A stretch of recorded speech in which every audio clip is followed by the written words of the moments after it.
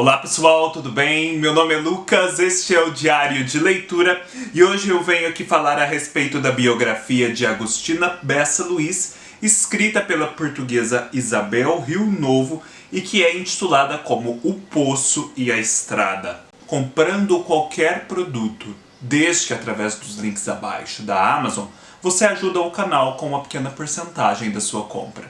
Desde já eu agradeço a todos que têm colaborado. Se não é inscrito, não deixe de se inscrever no canal e ativar o sininho a fim de receber as notificações quando eu publicar novos vídeos. Vocês muito bem sabem da minha relação de paixão com a Agostina Bessa Luiz. Desde o ano passado, eu li 4 livros dela, fiz vídeos aqui para o canal para cada um deles. Todos os links estarão aqui embaixo.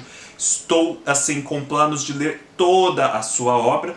E assim que eu soube que havia já uma biografia dela lançada em 2019, ano da sua morte, eu não pude evitar e comprar essa biografia na Travessa, importada de Portugal, e assim saber um pouco mais a respeito da vida dessa mulher. O que eu posso dizer é que eu só fiquei assim confirmado mediante essa leitura nas minhas impressões e suspeitas já existentes a respeito da grandiosidade da Agostina e da sua obra. E assim, ainda mais impressionado pela sua vastidão, porque eu sabia que ela já tinha escrito muito, mas eu não tinha noção de que era tanto e com tanta qualidade. Então vamos começar falando um pouco das características da biografia, características gerais. Essa biografia foi escrita pela Isabel Rio Novo, que é também uma romancista. E por isso ela tem um tom muito sensível para o literário. Deve-se dizer, portanto, que é uma biografia literária no sentido de que vai perscrutar as fontes literárias e imaginativas da Agostina. Não, até que nem se fala tanto disso, fala-se bastante da vida mesmo. Mas ao fazer essa descrição da vida, a Isabel Rio Novo, a sensibilidade de uma ficcionista, de alguém que é uma artista das palavras. E ela também expressa muito isso, encontrando nas obras da Agostina, nos seus personagens, revelações sobre a própria vida da escritora. E me parece que isso é de fato muito presente na obra da Agostina. Ela se revela muito nessas obras. E nesse sentido, essa biografia se parece muito com aquela da Clarice Lispector, a respeito da qual eu já falei aqui no canal. Clarice, Uma Vida que se Conta, da Nadia Batella Gottlieb, porque ela é a Clarice se revelando em suas próprias palavras. Enquanto aqui, a Isabel Rio Novo faz um pouco disso também, né? Revelando a Agostina através de suas próprias palavras. Essa biografia foi escrita às vésperas da morte da Agostina. Ela foi lançada em 2019 e em 2019 ela já teve uma nova edição. Porém, ela não chegou a dar conta da morte da Agostina. A única nota que se tem aqui, por conta de ser já a segunda edição e portanto ter sido concomitante à morte da Agostina, é a de que a Agostina havia falecido em 3 de junho de 2019, poucos dias antes de sair do prelo a segunda edição deste livro. Eu não acho que isso implique grandes perdas em termos de alcance à biografia, porque infelizmente desde 2006, 2007 até 2019, portanto assim por quase 13 anos, a Agostina esteve enferma e viveu meio que segregada da sociedade. A família, provavelmente com o intuito de protegê-la, resolveu vedar o acesso do público a ela e, inclusive, isso a Isabel Rio Novo pontuou aqui, de alguns amigos. Não se sabe ao certo o estado da Agostina. Dá a entender, né, que ela foi decaindo um pouco no gozo das suas faculdades corporais e mentais, porém, há também alguns relatos esparsos que dão conta que ela não ficou de todo inconsciente, fora de si, algo do tipo, né, como às vezes acontece com as pessoas bem velhinhas. Ela ainda tinha consciência, ela ainda tinha uma certa atividade, mas assim, bem restrita. Então, como a Agostina viveu já tão segregada por 13 anos, o fato dessa biografia não alcançar a morte dela não muda tanto, porque essa morte já se iniciara para o público há 13 anos. E também a família não colaborou com esta biografia. Talvez se tivesse colaborado, né, aí esses últimos momentos fossem reveladores de algo mesmo, mas de todo modo a família não colaborou, então não tinha como a Isabel Rio Novo saber de algo sobre os últimos dias da Agostina, porque também os amigos não estavam muito próximos, então só a família era uma fonte. Me parece que a família está preparando, junto com a editora atual da Agostina, uma biografia. Então, talvez nesta biografia fatos novos venham à tona.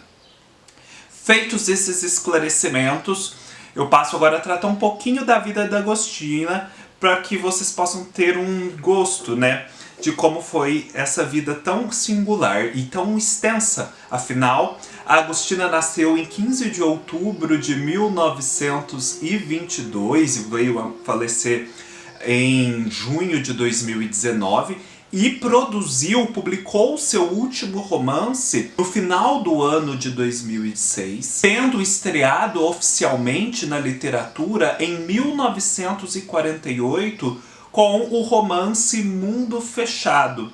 Portanto, foi uma carreira de quase 60 anos. A Agostina Bessa Luiz nasceu em Vila Meã, um povoado ali da cidade de Amarante, mais na região norte de Portugal, próximo ao Porto. E o pai da Agostina tem uma relação toda especial com o Brasil, porque ele viveu aqui por muitos anos. O pai da Agostina tinha uma vida um pouco aventureira e aqui ganhou algum dinheiro. Acho que ele viveu na Bahia, viveu no Rio de Janeiro e guardava muitas boas impressões do Brasil. E isso um pouco foi transmitido à Agostina. Tanto é assim que há aqui uma menção meio ligeira ao fato de que, segundo a Agostina, o pai dela era na verdade do candomblé.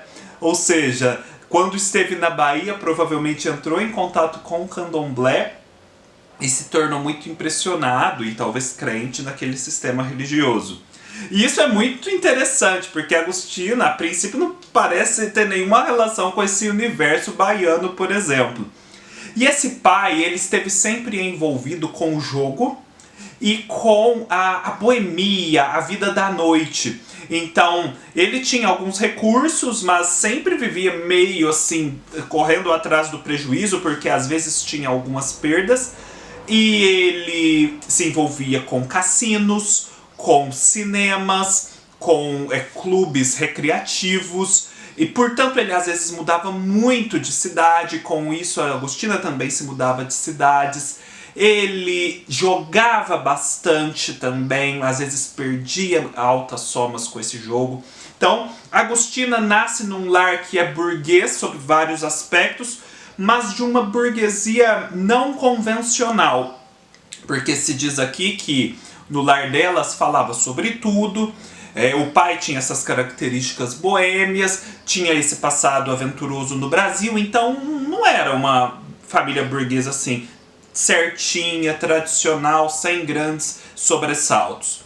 A Agostina cresce, ela tem um irmão mais velho, que se forma depois em engenharia, e a família parece esperar muito do irmão dela, e não tanto dela. A mãe parece ter um pouco mais de afeição pelo irmão. Só que, no fim, é a Agostina quem se destaca, é a Agostina quem se torna a grande escritora, e ela se ressentia um pouco disso, principalmente na relação com a mãe, porque era como se ela tivesse usurpado, né, o lugar do irmão. E a Agostina era muito independente, tanto é assim que a Agostina se casou mediante um anúncio no jornal. A Agostina estava procurando um marido, não estava muito satisfeita com aqueles que estavam à sua disposição no seu entorno social, e por isso um dia, sem ninguém ficar sabendo, decidiu publicar no jornal o seguinte anúncio: jovem instruída, deseja se corresponder com pessoa inteligente e culta. E deu o seu endereço. A família, assim, ficou sobressaltada com essa notícia. E, enquanto isso, as cartas começaram a chegar. Num compromisso com a mãe, né, num meio termo, ela levou avante o projeto, mas contanto que a mãe também pudesse ler as cartas. Ela selecionou algumas e marcou um encontro com esses rapazes. E no primeiro encontro, ela já teve contato com aquele que viria a ser o seu marido da vida toda, num casamento assim, exemplar, excelente, e que deu muito certo. E era um jovem estudante de Direito de Coimbra, que ainda não havia se formado, e que tinha provavelmente visto aquele anúncio junto dos seus amigos, e eles fizeram meio que uma troça, vamos lá e ver o que vira. Acho que no final todos iriam se encontrar com a Agostina. Mas calhou de que o primeiro que se encontrou realmente se apaixonou por ela e ela por ele, e eles se casaram. E nisso ela marcou uma grande independência, tanto é que no casamento dela os pais não foram, os pais estavam meio brigados, meio bravos com ela. Ela diz até num documentário que só foi ela, o marido, mais algum conhecido, e de padrinho o irmão e uma prima. E que o padre ficava assim, se perguntando, não vai aparecer ninguém, nem um táxi vai parar na porta dessa igreja com mais convidados, e ninguém apareceu. E no final ela só pegou essas pessoas, foram tomar um chá numa casa de chás que havia ali perto. Tinha ninguém nessa casa de chás, era de tarde. Ela falou que de repente só passou um rato meio curioso para ver aquela cena insólita. Então a vida da Agostina começa assim, ela meio que queria já se casar logo, ela queria resolver essa questão para partir para a escrita e ter uma base sólida sobre a qual construir sua carreira. E aí o marido nem havia se formado, então ela vai morar com o marido em Coimbra, que é uma cidade estudantil de Portugal, e vão construir a vida juntos. Logo tem uma filha e ela ficou só nessa filha, que é a Mônica Baldac, que também escreve, que pinta e que hoje representa o seu legado. A Agostina dedicou a vida à escrita de fato. Ela tinha os seus rendimentos, os rendimentos da sua família. O marido também colaborava com o sustento mais imediato e a apoiava nessa carreira. Porque a Agostina escrevia diariamente, se dedicava horas à escrita, e se diz que ela escrevia a média de uma página apenas por dia. Mas com essa uma página grandiosa, né, naquele estilo dela, por dia, ao longo da vida toda, constantemente, ela conseguiu escrever mais de um livro por ano, de mais ou menos 250 a 300 páginas. A bibliografia que está aqui no final é impressionante, são assim mais de 60 obras. E pelo que a gente percebe aqui da biografia, 60 obras assim que não tem pontos baixos. Você não ouve falar assim, nossa, este livro foi uma tragédia, todo mundo falou que Agostina assim se rebaixou com ele. Não tem disso. Uns com maior, outros com menor sucesso. Mas percebe-se assim, que às vezes o sucesso menor nem era tanto por conta da qualidade da obra, mas por conta de alguma contingência. Então, a coisa aqui é extensa e é profunda mesmo. E a Agostina tinha relação com os seus contemporâneos, mas não com todos. Ela sempre foi uma ave rara, e ela sempre quis se conservar enquanto tal, como essa ave rara, muito independente, muito autônoma. Ela não pertencia a nenhuma escola literária daquelas que graçavam em Portugal à época. E ela tinha um estilo próprio. Portanto, quando ela aparece com O Mundo Fechado e depois com Super-Homens e a Sibila, suas primeiras obras, é assim... é um terremoto, é uma coisa inesperada na literatura portuguesa. De onde veio aquilo?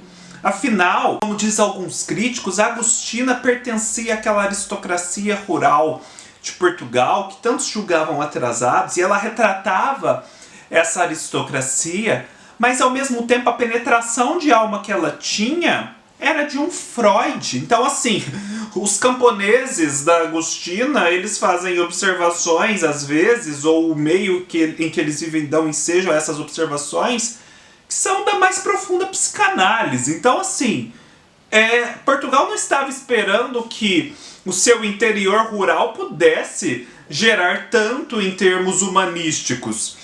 E então ela se mantém nesse projeto e consciente, isso é o mais interessante, de que ela estava escrevendo para as gerações futuras. Que assim, a geração dela não seria capaz mesmo de compreendê-la. O projeto que ela desenvolvia era para a posteridade, para depois de ela morrer. Não que ela não tenha feito sucesso, não que ela não tenha recebido prêmios, não que ela não tenha morrido sendo reconhecida como uma grande escritora portuguesa. Mas ela era muito mais conhecida do que efetivamente lida e consumida e comprada. Ela sabia disso. Mas sabia também que essa obra tinha potencial para ter leitores de fato e que isso aconteceria nas gerações posteriores, das quais eu já me sinto um representante. E a Agostina, ela adorava Dostoiévski, ela leu toda a obra de Freud, eu achei isso muito interessante. Ela gostava muito do Morro dos Ventos Uivantes. E ela também tinha uma certa mundanidade. A Agostina gostava sempre de estar muito arrumadinha, ela tinha aquele estilo dela, assim, meio convencional, mas luxuoso dentro dessa convencionalidade, sempre. Ela gostava de um certo luxo. Por exemplo, conta-se uma anedota de que acho que Portugal estava sendo homenageado na Feira do Livro de Frankfurt. E aí os escritores portugueses foram convidados, estavam lá, só que aí ela estava esperando para ser entrevistada e eles estavam lá dando atenção, acho que para o Saramago e para o Antônio Lobo Antunes, ou só o Saramago, enfim. E ela meio que estava ali na espera e aquilo não acabava. Ela falou, quer saber, gente, eu vou ali, eu quero comprar uma mala de crocodilo numa loja super chique e depois a gente fala sobre literatura. E foi a Agostina lá fazer suas compras. E aí os entrevistadores, na verdade, estavam interessados nela. Aí os entrevistadores saíram correndo atrás dela para alcançá-la. Então isso é só uma anedota para mostrar o quanto ela era independente, um espírito livre. Ela teve muita amizade com a poeta portuguesa famosa no Brasil, Sofia de Mello Brynner Andressen. Ela também teve contato bastante no fim da vida com a Inês Pedrosa, cujos romances estão publicados no Brasil. Ela se correspondeu muito com um crítico de Portugal chamado Ferreira de Castro.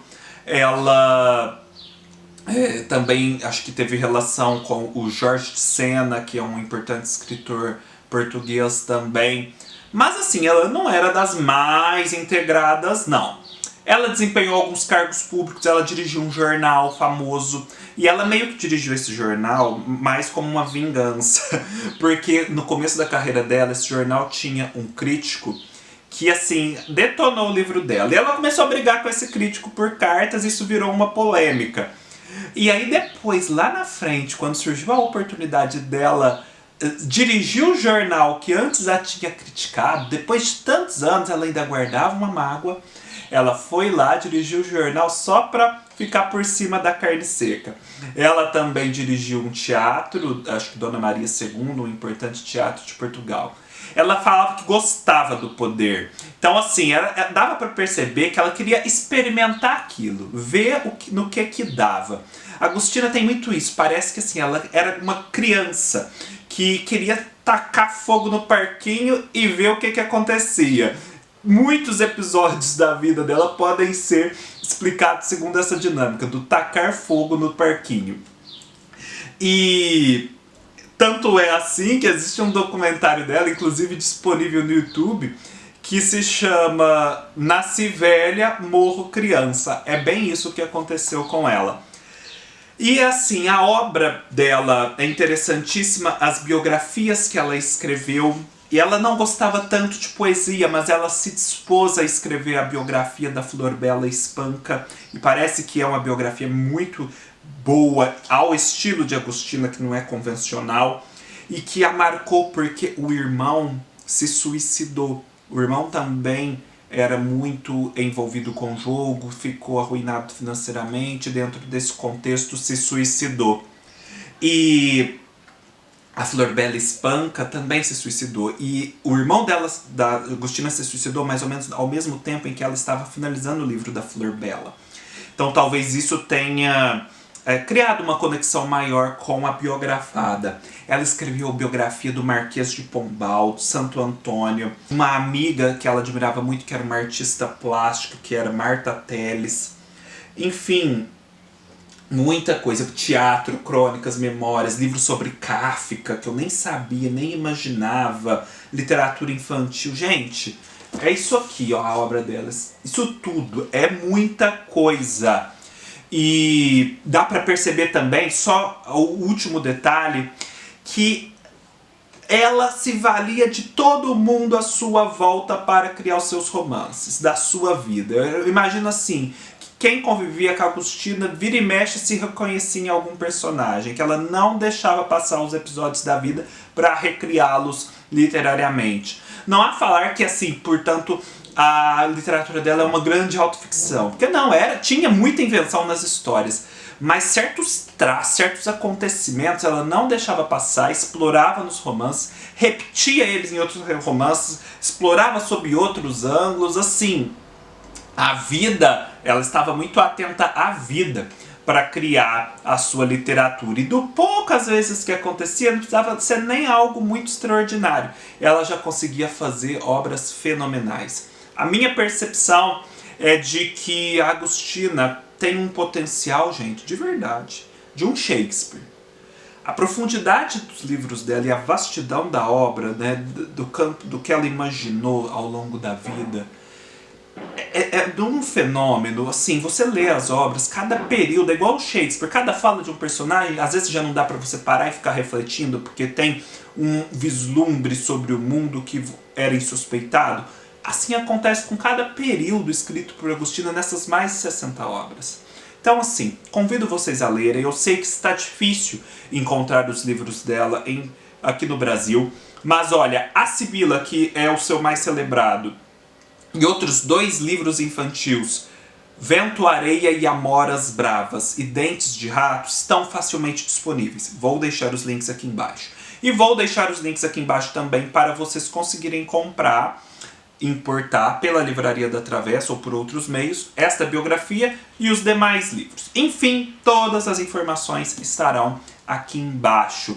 E este livro infantil em particular, gente, não é coisa bobinha não.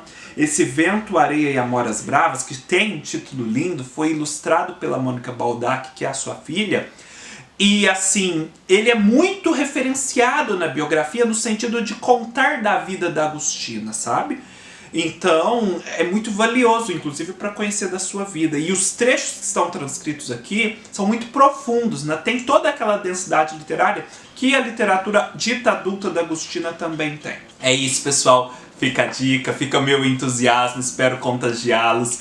Deem um like se gostaram do vídeo, deixem seus comentários, se inscrevam no canal, me sigam no Scoob, no Instagram e no Facebook, todos os links estarão aqui embaixo. Leiam-me no meu blog, o link estará aqui embaixo. E nos vemos numa próxima oportunidade, até mais!